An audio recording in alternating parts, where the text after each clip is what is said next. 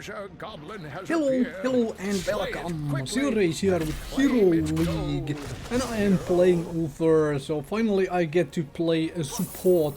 And I decided to go for Uther, and there you can see the two team makeups. The enemy team went for a Lily support, which is kind of interesting, and we have the kind of double support with the Uther Tyrande combination. And I kind of like that. I like having a Tyrande on my team. She can follow up the Uther's targeted stun very easily with a stun of her own to make some very effective fights.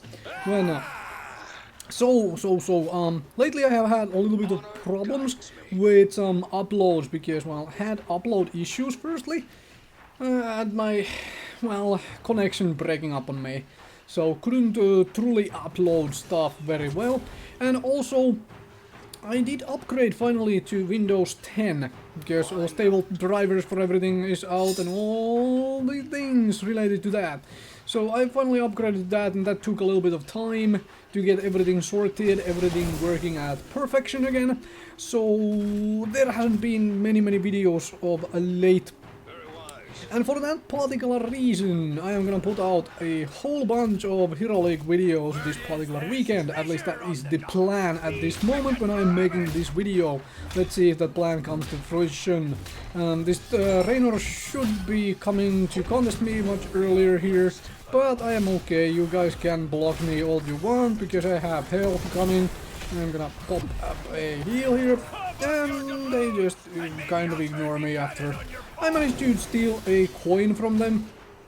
So that is very nice from the point of view that they, even though they could have gotten the second chest from the south, this is obviously Blackheart's Bay for the map and whatnot.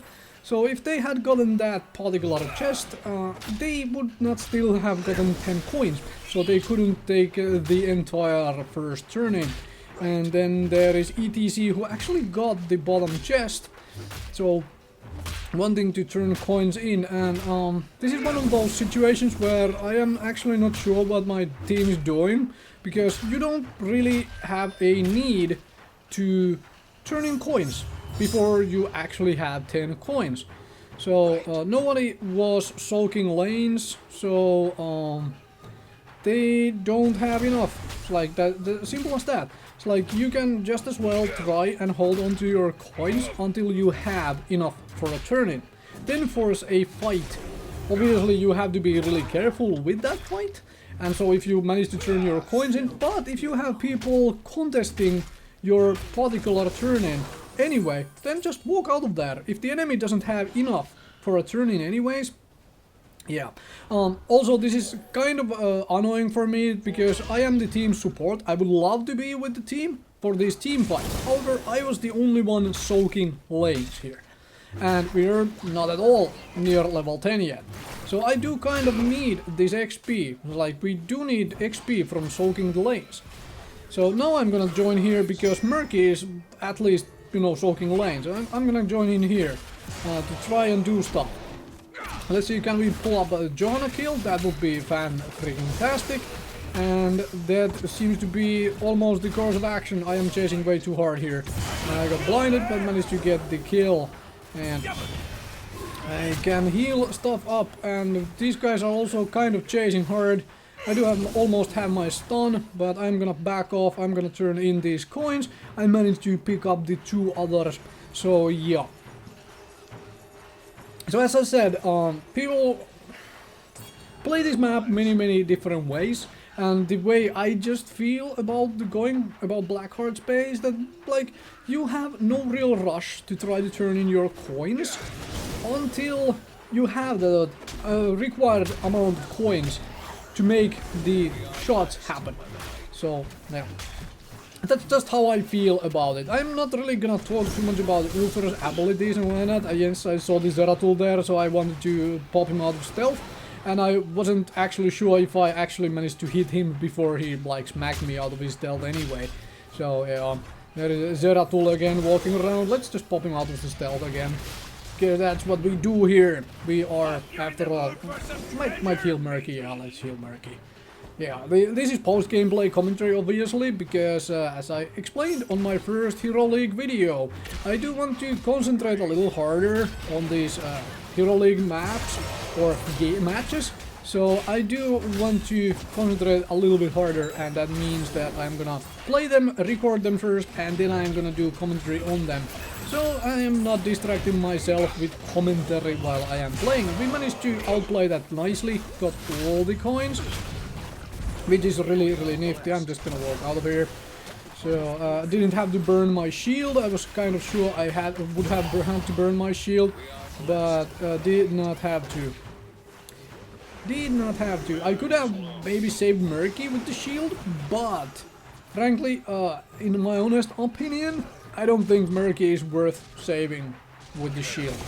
Because Murky comes back after like 3 seconds with his egg up, and a single kill on Murky gives 0.25 times the actual like 1/4 of a real hero's death. But we are up in XP still, which is nice.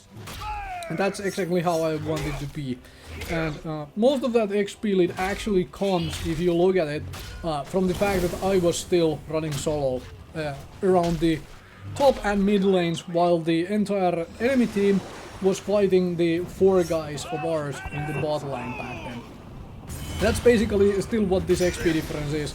And I'm actually not right now like doing jungling camps and whatnot. I'm wishing the Kerrigan would pick up on this and do these instead.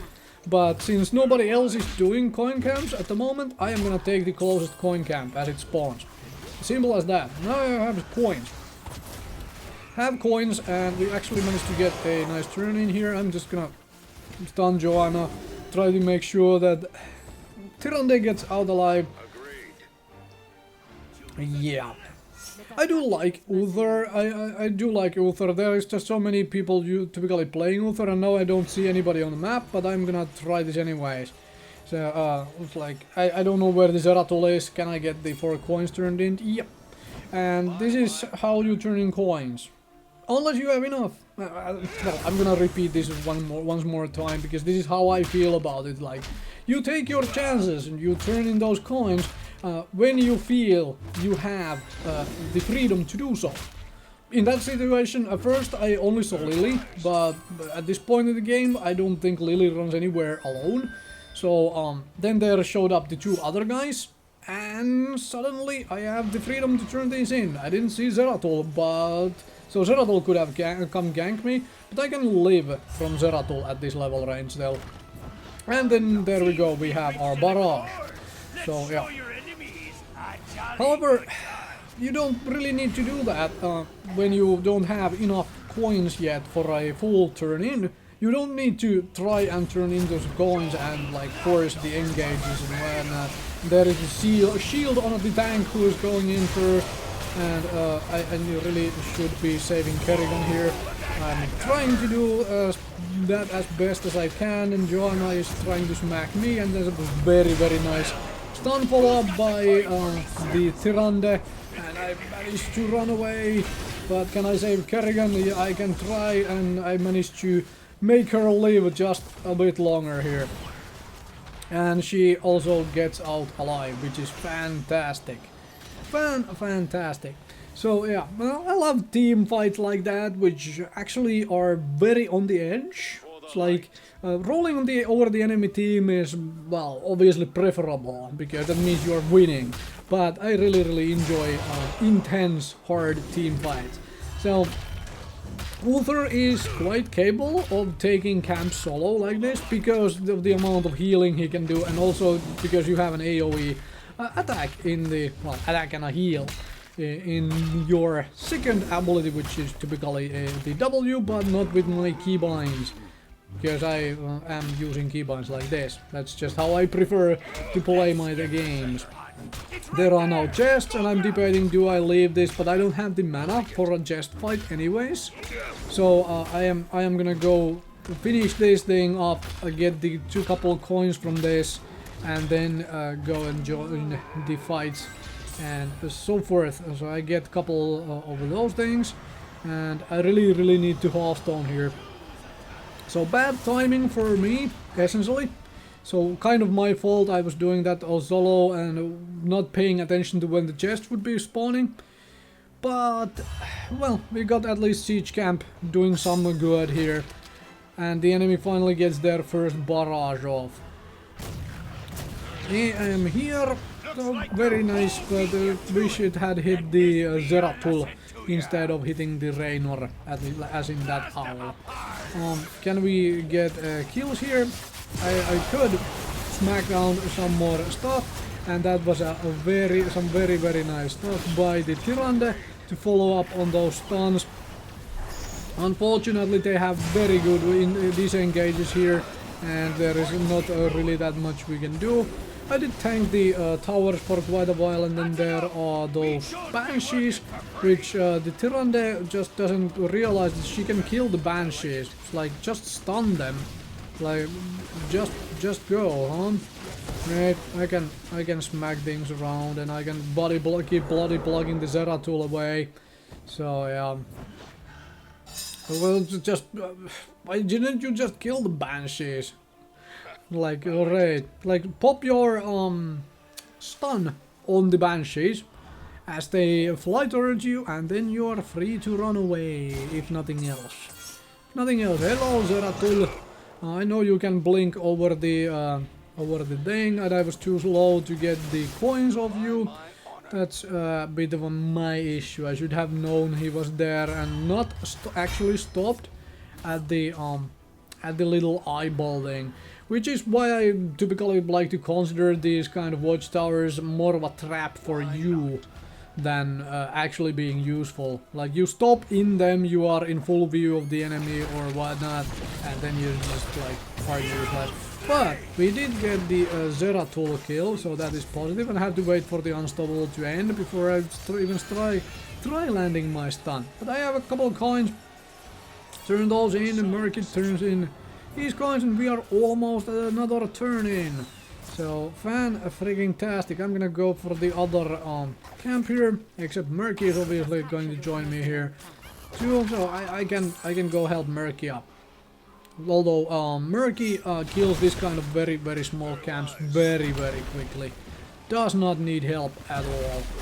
Thanks to how strong Pufferfish is. I'm waiting to see if anybody wants to like go in here and engage. But it doesn't look like it. Like, and then Tyrande just goes in there. But, okay, well, now it is 4 versus 5 and we can no longer really engage. So, I'm just gonna, like, go elsewhere. There's not much I can do here. Like, at all. And of course then there are Banshees on me, because, and then there is that, yeah. Yeah, that's the sort of thing you should not be doing. Just anyone who happens to be playing Hero League, you don't want to be the person who leaves your team in a situation where the enemy team has a numerical advantage by then. So if you go in too hard, you die for it, and your team ends up paying for it. It's like, that's how it goes. It's like, it's just something you need to take into account when you play. If it requires you to play a little bit safer, and that well, prevents you from dying and thus prevents your team from losing, that's exactly what you should be doing, right? Know when to go in and when not to go in, and if your team is not around, then definitely don't go in. So yeah. Just something to keep in mind. Not that I have been playing a perfect game here, but it's just easy to point out the obvious mistake. And hopefully people learn from this stuff. And that's actually one reason why I'm doing these Hero League games and all these things here. I'm gonna pick up at least one coin here and then walk out. And then you pop that up, and I'm gonna pop my invulnerability and walk out of here. And then she walks straight into here, and we can keep this up, because I was a very good bait and we can get a kill out of this. Fantastic, and I still got one coin out of it too, which is always positive. So she did get one coin, but well, can we get another kill because of auto crap? Thank you for that. And then there is Zeratul, and Zeratul is mad, and Zeratul is annoying and kind of like dead. Right. So Zeratul is really strong hero, but in a situation like that, when cannot isolate a target to kill the target, then it's just not doing quite so hard. Let's go do boss, because basically entire enemy team got wiped out. So yeah. But as you can see, the effects of the underdog coming into play here again. In this game's like underdog system, coming into play, basically enemy teams are ahead in XP over us. We were 2 levels up, then we died a bunch of times and they instantly caught up in levels. So now they are slightly ahead. But, well, at least we managed to wipe them out, which is nice and nifty, and now that just means we need to start doing stuff here to get, and unfortunately our DPS went to do something completely else, but care about the, well, map objective, the coins. And I do have a shield, and I'm debating do I need to use it, but I ended up using the invulnerability on her, and then put up the shield and a heal, but it's not enough to save Kerrigan, unfortunately. I do have my stun, there is the Zeratul, and I'm not at all interested in dying to a random stuff, which is why I burned my, well, cleanse there to give me unstoppable, to make sure there was no shifty stun catching me there to make me drop all of these coins I managed to pick up. Now I do have to be really careful though. I am very much split from my team. I have no idea where the enemies are, except now I see them on the defending their core. So their tank is dead, while our DPS, who, well, was disconnected but is dead, so it doesn't matter if she disconnected for a moment. I managed to get a couple more coins and go for ready myself for a turn in.